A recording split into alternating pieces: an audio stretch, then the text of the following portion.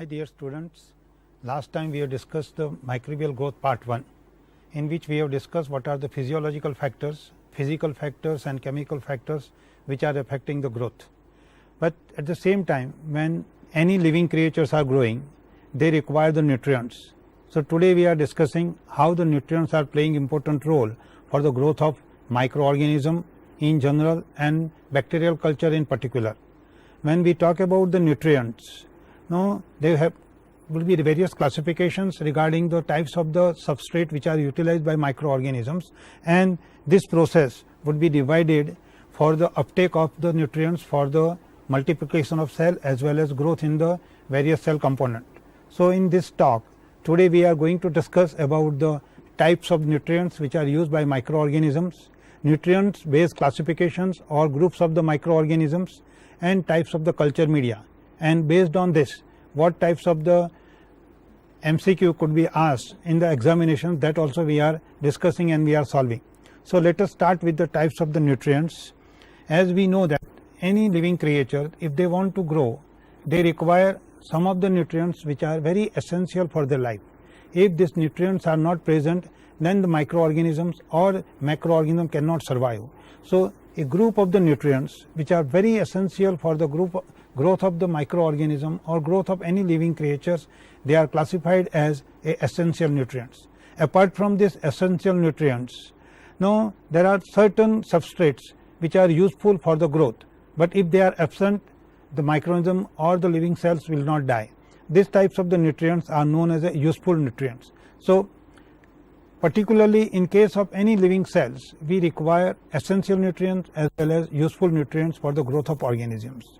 Now it is not only the nutrients, but energy is also required for any activity, either for the growth of the cell or even the metabolic activity of the cell or even the just living of the cell.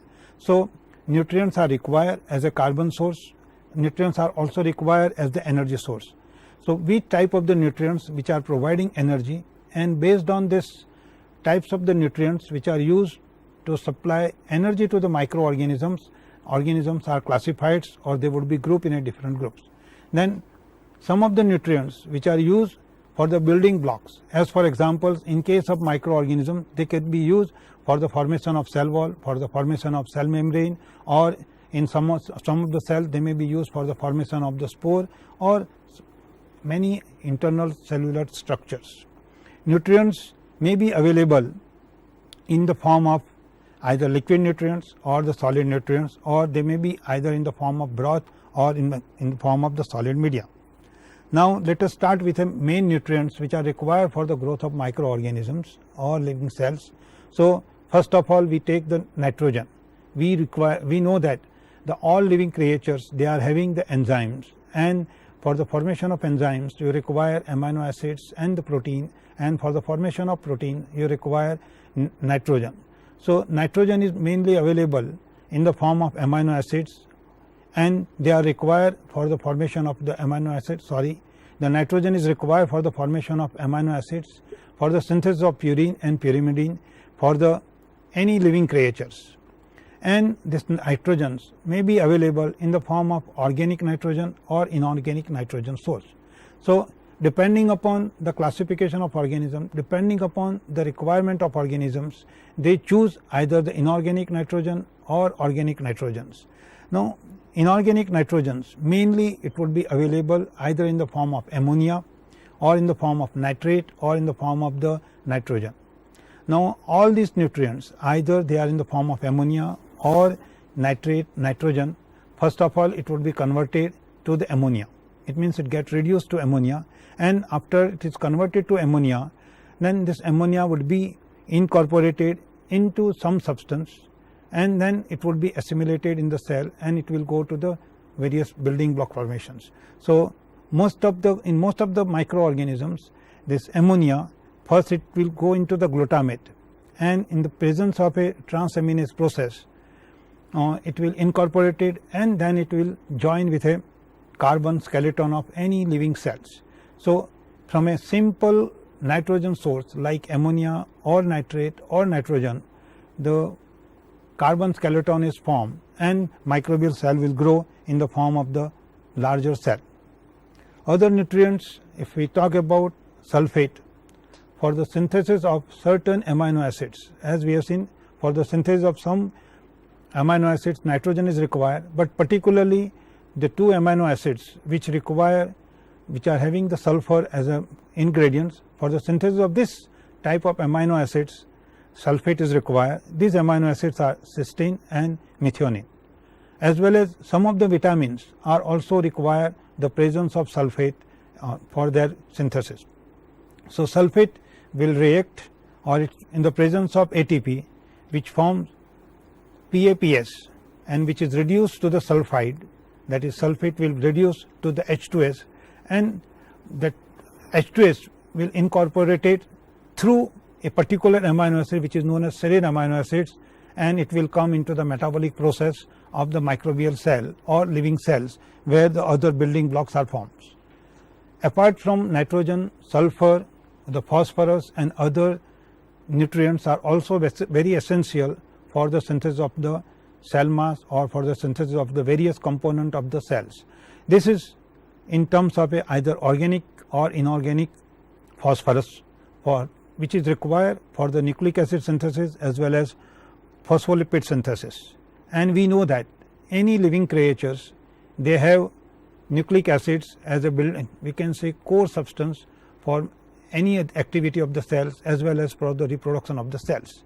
Either it is in the form of DNA or RNA, and organic phosphorus or the inorganic phosphorus is required for the nucleic acids and phospholipids. Other macronutrients are also required for the various component of the cells, which could be either in the form of a metal ions or it could be in the form of some of the minor components such as potassium, magnesium, calcium and silicon. This potassium, magnesium, calcium and silicons, they require for the synthesis of various components as well as for the various activity of the enzymes. Magnesium is required specifically for the stabilization of a ribosomes, cell membrane and nucleic acids, and for the synthesis and activity of the many enzymes. As we know that if cell membrane is not stabilized or ribosome is not stabilized or nucleic acid is not stabilized, then microorganisms or living cell cannot function properly or they cannot survive for a longer period of time. So in that conditions we can say that even in a smaller quantity, but magnesium is very essential for the stabilization of these components. Now if we talk about the group of organisms, that mainly microorganism, particularly bacteria, they would be divided in two main groups, gram positive organism and gram negative organisms. The classification of gram positive and gram negative organism is mainly based on the cell wall composition of these organisms. Normally when we want to differentiate or when we want to group them or we want to observe under the microscope, then they are stained by gram staining. So those organisms which retain the color of Johnson violet and stain violet in color, we are referring as a gram positive organisms, while those organisms which can retain the pink color of a saponinins, they are classified as gram negative organisms. Why we are discussing here gram positive and gram negative? Because the requirement of magnesium, which is 10 times higher in gram positive organism as compared to gram negative organisms. So when you are formulating the media or when you want to grow gram positive organisms, you should take care that you should add more amount of the magnesium as compared to when media are formulated for the growth of gram negative organisms. The other substrates which is required for the microorganisms, as we have discussed magnesium, the other is calcium. Normally in case of gram positive organisms, particularly the bacillus group of organisms, those who are forming spores, so calcium is required for the heat stability of the organisms and specifically for the heat stability of the spore, as well as it is also required for the synthesis of the cell wall. And magnesium cannot replace the calcium or calcium cannot replace the magnesium. Magnesium and calcium both are required for the stability, but calcium is required for the heat stability of spore, whereas magnesium is required for the stability of cell membrane and ribosomes. The other components or other nutrients which is required by microorganism is potassiums. which is universally required by all the living creatures, specifically for the enzymes involved in the biosynthesis of a protein or protein biosynthesis. If this chemical is not available as a nutrients, then protein biosynthesis will not take place, and if the protein biosynthesis will not take place, definitely the cell will not grow. Now the sodium, this is a particular, once again a nutrient, but which is mainly required by the organism isolated from the marine water or ocean water, while for other organisms it's required in very small quantity. But in case of the organisms which are isolated from a saline soil or saline water, they require larger quantity of the sodium in the form of sodium chlorides, because these organisms they are known as halophilic organisms, and for the stability of these cells they require larger quantity of the sodium in the medium. Now all these nutrients what we have discussed, now they require in a very large quantity, so they are classified as a macronutrients, while the other group of the nutrients which are also required for the growth of microorganisms, but they require comparatively in a smaller quantity, maybe in the milligrams per liter or micrograms per liter quantity in the medium, and these substrates are known, or these components are known as a micronutrients for the cultivation of organisms, which includes many metal ions such as zinc, copper, manganese, molybdenum, which is required by most of the microorganisms. If these nutrients are not available, then this organism cannot grow properly. But most of the macronutrients what we are adding in a culture media, no, they have the trace amount of this metal ions. So by chance if we are preparing any synthetic medium, then and then you have to take care that this metal ion should be added separately. Whenever the complex media use, then you will get all these metal ions from the complex substrate which is provided to the organisms. Apart from this zinc, copper, manganese and molybdenum, which is required in very small quantity and classified as a micronutrients, iron is also required. But the concentration of iron which is required for the growth of cells, neither in the form of micronutrients nor in the form of macronutrients. So the quantity of the iron which is required for the cell growth, it is in between micro and macro, and which is essential for the growth of organisms. Apart from macronutrients, micronutrients, some of the organisms they require growth factors. So depending upon the requirement of the growth factors, no organism can be group or subgroup in those organisms which are growing without the addition of a growth factors. Means whenever you are preparing a minimal medium where you are adding glucose as a carbon source, ammonium sulfate or ammonium chloride as a nitrogen source, and K2HPO4 or MgSO4 or calcium, and those who are organisms which are growing in the absence of addition of any vitamin or growth factor, they are known as the prototrophic organisms. These prototrophic organisms now derive all these requirements, all this requirement of a micronutrients from the carbon which is given to them, or we can say principal source which is provided in the media, and there is no need of specific addition of a particular growth factors or vitamins. While in case of a auxotrophic organisms, now you have to add specific growth factors. Even if you are preparing certain media, then if you are not adding specific amino acids, then this organism will not grow. Certain auxotrophic organisms they require specific amino acids. So for the luxuriant growth of these types of organism, you have to provide that amino acids. So in short, what we can say that the organism which are not requiring the additional addition of amino acids or growth factors or vitamins, no, they are known as a prototrophic organisms, while the organisms which are not able to synthesize certain amino acids and they are require the addition of this amino acids or growth factors, they are known as a auxotrophic organisms. Now what is the difference between the auxotrophy and the prototrophy, or we can say prototroph versus auxotrophs? A prototroph can be defined as a species or a genetic strain or a microorganism capable of growing on a minimal medium consisting a simple carbohydrate or carbon dioxide as a carbon source, with inorganic source of all other nutrients required. So here we are not adding any organic complex source.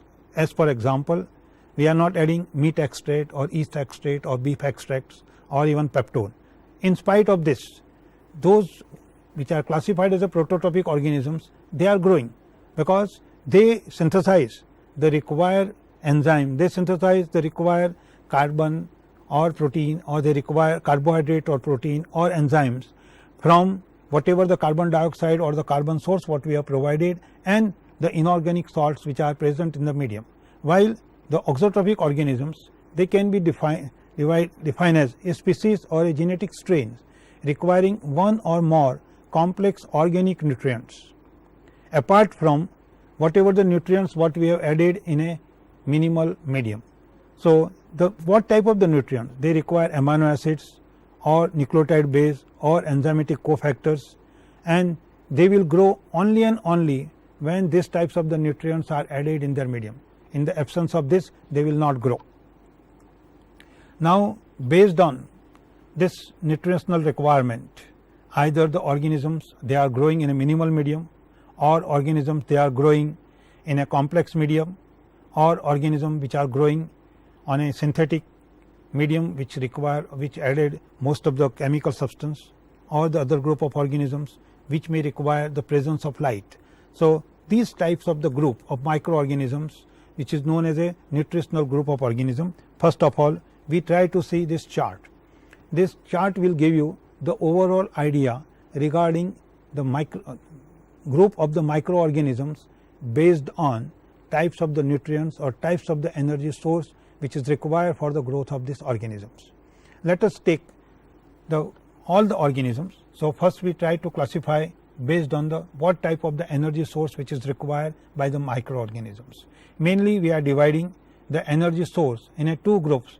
The one source what we know as a chemical compound which provide the energy, other source we can say the light which provide the energy for any activity of the organisms. So those microorganisms which require chemicals as an energy source, now they would be classified as a chemotrophs, while those organisms